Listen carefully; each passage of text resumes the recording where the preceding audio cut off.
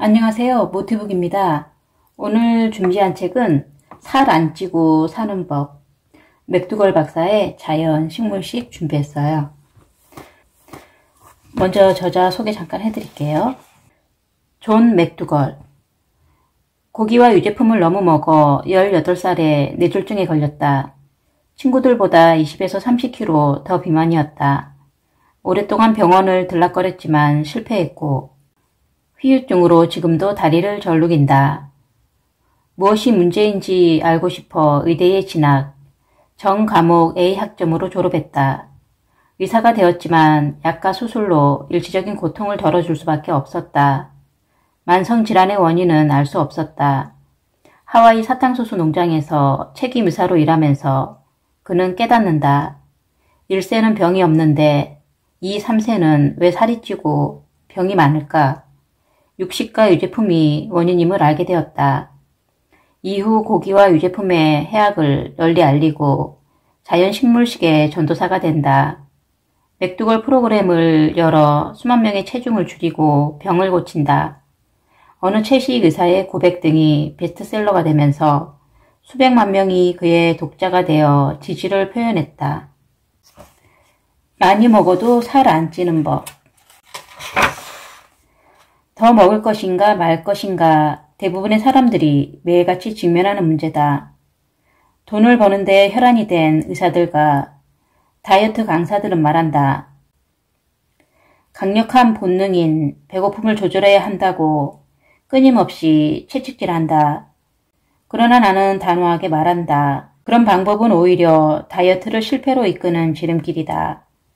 자기 몸을 사랑하고 아름답게 하려는 소망은 인간의 가장 자연스러운 욕구로서 문제될 것이 없다. 하지만 더 근본적인 욕구는 음식을 먹고 생존하는 것이다.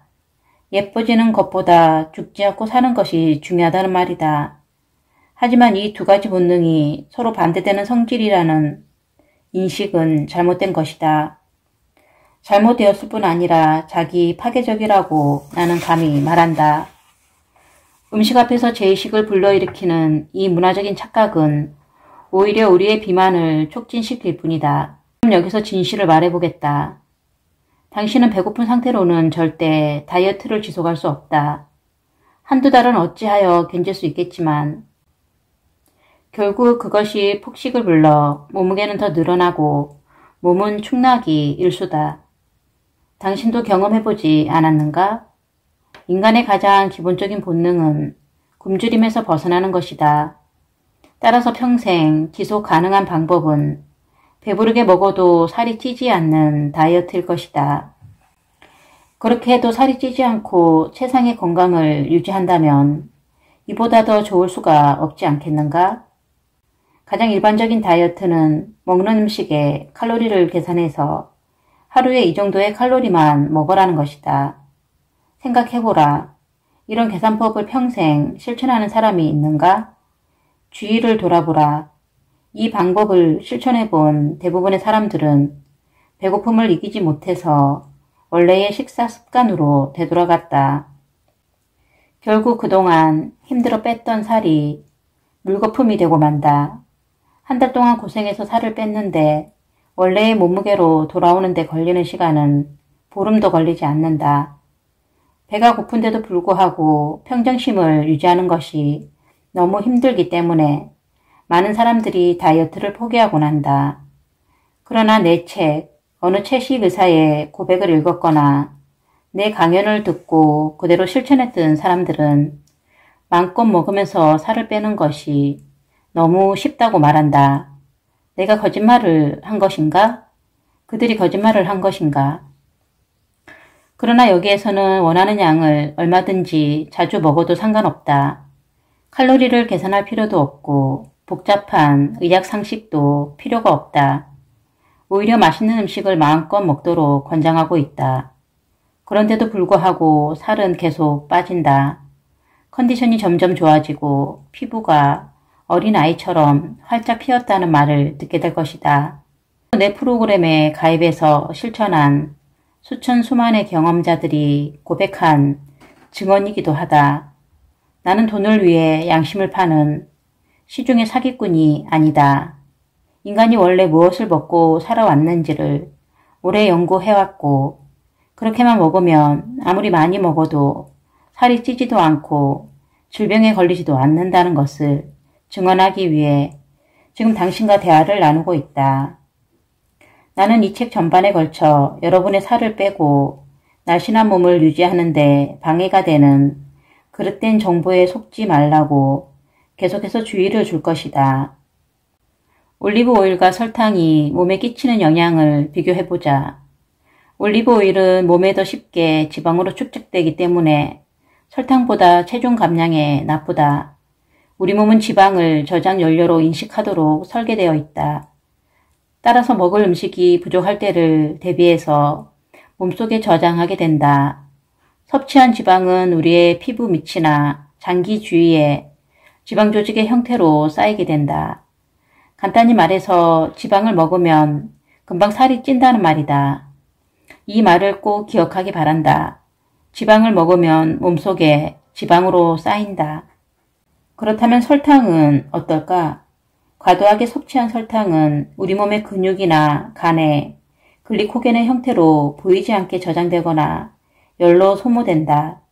나중에 다른 장에서 더 자세히 언급하겠지만 설탕은 우리 몸에 손쉽게 지방으로 만들어지지 않고 몸무게나 외모에 연속적으로 영향을 주지 않는다. 더욱이 설탕도 일종의 탄수화물이므로 포만감을 주고 글리코겐을 보충해주기도 하는 긍정적인 측면도 있다. 지방은 우리 몸의 배고픔을 쉽게 진정시키지 못한다. 포만감이 생기지 않기 때문에 계속 먹게 되고 몸무게는 점점 늘게 되는 것이다. 이 두 종류의 음식은 과학적으로 실험해보면 우리가 오늘날 가지고 있는 통념과 얼마나 다른지 쉽게 알 수 있다. 올리브 오일은 아주 쉽게 몸속에 지방으로 저장되는 반면에 배고픔은 쉽게 진정시키지 못한다. 그러나 오해하지 말기 바란다. 나는 여기서 설탕을 마음껏 먹으라고 주장하는 것이 아니다. 설탕은 고지방 음식에 많이 첨가하기 때문에 조심해야 한다. 설탕도 탄수화물이다. 그런데 탄수화물이 살이 찐다고 빵이나 과자를 먹지 말라는 소리를 들을 때마다 나는 실소를 금할 수 없다. 자연식물식이란 무엇인가? 자연식물식은 동물성 식품을 먹지 않는 채식이라는 개념과 조금 다르다. 이것은 고기, 계란, 생선, 우유, 각종 기름을 먹지 않고 자연 그대로의 식물만 먹는 채식이라고 생각하면 된다. 살아있는 과일과 채소를 주로 먹고 통곡물을 추가하는 방식이다.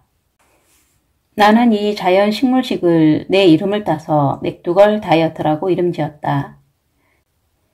이것은 몸을 허약하게 하지도 않고 배고프게 하지도 않는다. 모든 음식이 자연식물식으로 구성되기 때문에 영양적으로도 완벽한 균형을 이룬다. 내가 여기에서 제시하는 자연식물식은 과학적으로나 의학적으로도 모두 증명된 사실들이다. 영양학적으로도 신진대사에 최적이어서 폭식을 유발한다거나 하는 일이 전혀 없다. 인류가 수백만 년 동안 날씬하고 건강하게 신체를 유지해온 가장 전형적인 방법이기 때문에 안심해도 된다. 그냥 날씬해지는 것이 아니라 탄력이 넘치게 날씬해진다. 또한 어린아이처럼 건강한 피부까지 덤으로 갖게 될 것이다. 이것은 서류에 편승하는 다이어트도 아니고 돈을 벌기 위한 다이어트도 아니다. 이 책을 읽고 그대로 실천한다면 육체뿐만 아니라 정신적인 변화도 경험하게 될 것이다. 나는 저술활동이나 강연에서 항상 과일과 채소와 함께 녹말 중심의 식사를 주장하곤 한다. 계속해서 강조하겠다. 여기에서 녹말이란 면이나 빵이나 과자 등 정제된 가짜 탄수화물을 말하는 것이 아니다. 자연 그대로의 통곡물을 말하는 것이다. 많은 사람들이 내게 도움의 손길을 뻗어왔다. 환경이 허락하지 않아 정기적으로 운동하기 힘든 여성들도 있었고 만성적인 질병이 있어서 다이어트나 운동을 실천하기 힘든 분들도 있었다. 사실 과체중인 사람들의 반 이상이 여기에 속할 것이다. 이런 분들은 어떤 장애물도 없이 살 빼기를 실천할 수 있는 독립된 프로그램을 원했다. 그래서 나는 덕지덕지 붙은 살을 빼고 질병까지 치료할 수 있는 살 안 찌고 사는 법을 하나의 프로그램으로 만들게 된 것이다. 우리는 왜 살이 찌고 몸이 아픈가? 나는 그 이유를 두 가지로 정리한다. 지방이 많은 음식 섭취와 움직이지 않는 생활이 그것이다. 이 두 가지는 인간의 신체에 엄청난 짐을 안겨준다. 그러나 아무리 몸을 많이 움직이는 운동선수도 과도한 지방으로 채워진 칼로리를 모두 태워 없앨 수는 없다. 그 이야기를 시작해보겠다. 1990년도에 나는 미네아폴리스의 토크쇼에 출연한 적이 있다. 그 프로그램에는 칼 루이스도 함께 참여했는데 우리는 대기실에서 참으로 많은 얘기를 나누었다. 놀랍게도 루이스는 내게 체중을 유지하는 것이 가장 힘든 고통이라고 고백했다. 우리는 단거리의 황제로 칼 루이스를 기억하고 있다. 개체량이 전혀 필요 없는 종목에서 그렇게 매일 연습하고 뛰는 사람이 체중 때문에 고통스러워했다는 말은 믿기 어려운 일이었다. 그는 그로부터 몇 년 후 잡지 인터뷰 기사에서 다음과 같이 고백했다. 몸무게를 유지하는 것이 가장 어려웠어요. 나는 매일 굶으면서 그 좁은 레이싱 라인 사이를 죽어라고 돌진했던 거죠. 나중에 우연히 미네아폴리스에서 맥두걸 박사님을 만났습니다. 행운이었죠. 그 이후로는 몸무게 때문에 고생하는 일이 없어졌습니다. 다시 살이 찌지 않았기 때문이죠. 사실 루이스는 미국인이 가진 똑같은 문제를 가지고 있었을 뿐이다. 지방, 바로 그것이다. 효율적으로 몸에서 태워 없애기에는 너무나 많은 지방을 섭취하고 있었던 것이다. 세계적인 운동선수에게도 지방이 많은 음식이 바로 살찌는 음식임은 분명하다. 나는 몸의 원리 그리고 음식과 몸의 관계에 관해 칼 루이스에게 설명해 주었고 내가 쓴 책 한 권을 선물로 주었다. 그는 곧바로 자연식물식을 실천하기 시작했다. 식이 그의 경기력 향상에 끼친 영향에 대해 묻자 그는 이렇게 대답했다. 엄청난 영향을 주었음은 결코 부인할 수 없습니다. 그것 때문에 내가 더 빨라졌다는 것을 증명할 수는 없지만 나는 더 날씬해졌고 스트레스는 거의 없어졌죠. 나는 똑같은 방식으로 식사를 했고 지금도 날씬한 몸을 계속 유지하고 있습니다. 그는 자연식물식을 실천하는 동안 2번의 금메달을 더 땄고 멀리뛰기 신기록도 작성했음을 밝혀둔다. 우리에게 거의 알려져 있지 않지만 우리 인간은 과일 채소와 함께 녹말 음식을 갈망하도록 유전적으로 설계되어 있다.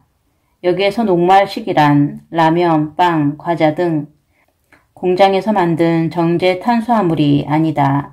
통곡물과 같이 자연 상태의 탄수화물을 말한다. 특히 어린이들은 몸속에서 더 많은 탄수화물이 필요하다.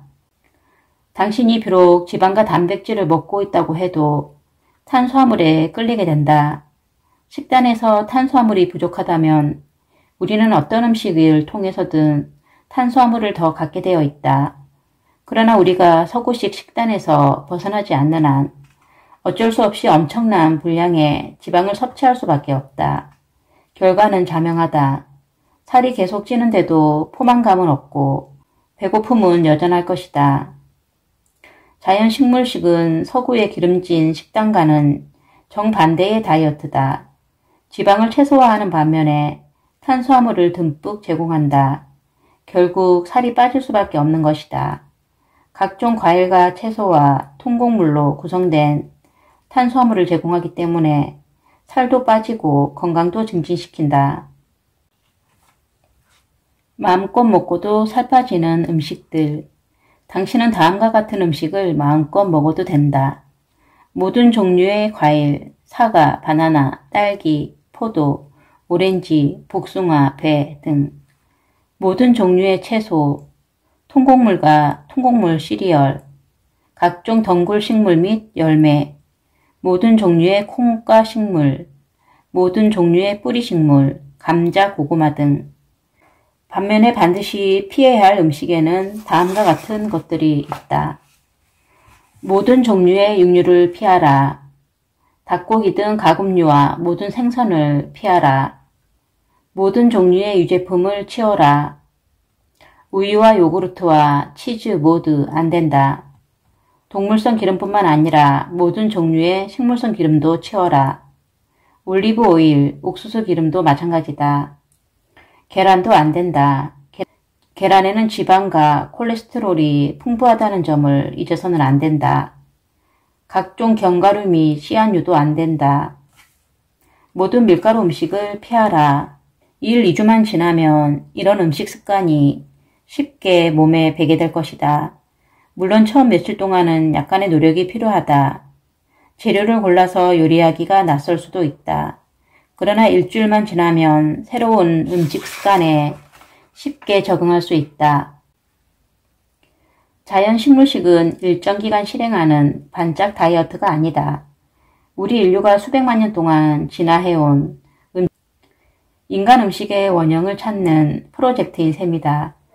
이것은 인류의 먼 조상이 해왔던 것이고 지금도 세계 곳곳 전통이 살아있는 곳에서 일상적으로 행해지는 음식 습관으로 돌아가자는 운동이다.